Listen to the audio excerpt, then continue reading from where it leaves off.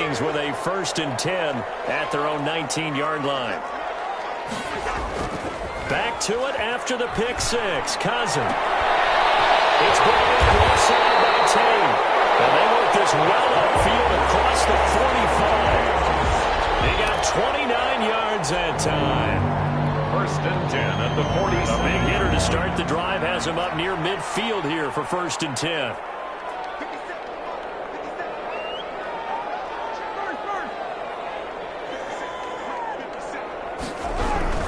Cousins gives way to Cook. And he'll be brought down right at midfield after a gain of only a couple. Dalvin Cook's best game of 2019 came against these Packers. It was in week 2 early in the season, but he had 154 yards and a touchdown on the ground, though his Vikings actually wound up falling 21-16 at Lambeau. Cousins now from the 50. Interception from Cousins. Picked off near the 42. And he'll return this one just shy of midfield to the 49. So more problems here in this first quarter. Already 2 scores down, and here they give away the football. And if I'm the head coach, I think it's time to start lighting a fire under some of these guys. Now, you have to do it within your personality. They can't perceive it as fake. But I'd go get after some guys because they don't look ready to play to me. They look flat, uninspired. It's time to get moving. Now he is down deep into Minnesota territory. It's a big play there for Green Bay. 41 yards. We know play callers can be very creative in this game today, but sometimes when they've got receivers with speed like this, they don't need to design incredibly complex calls. Sometimes it's just get the ball in his hands and let him do his thing. In a sense, less can become more, and it was right there.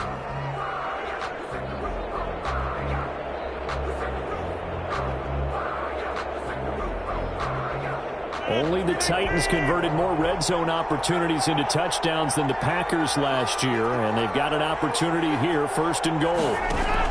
Now Jones.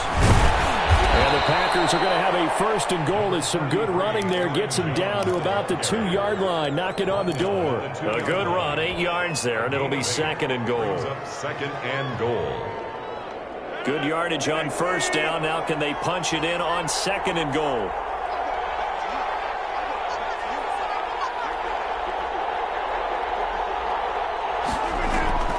They'll try and run it in with Jones. And that didn't fool anybody. He's going to be dropped in the backfield. It's a loss of 2, now 3rd down.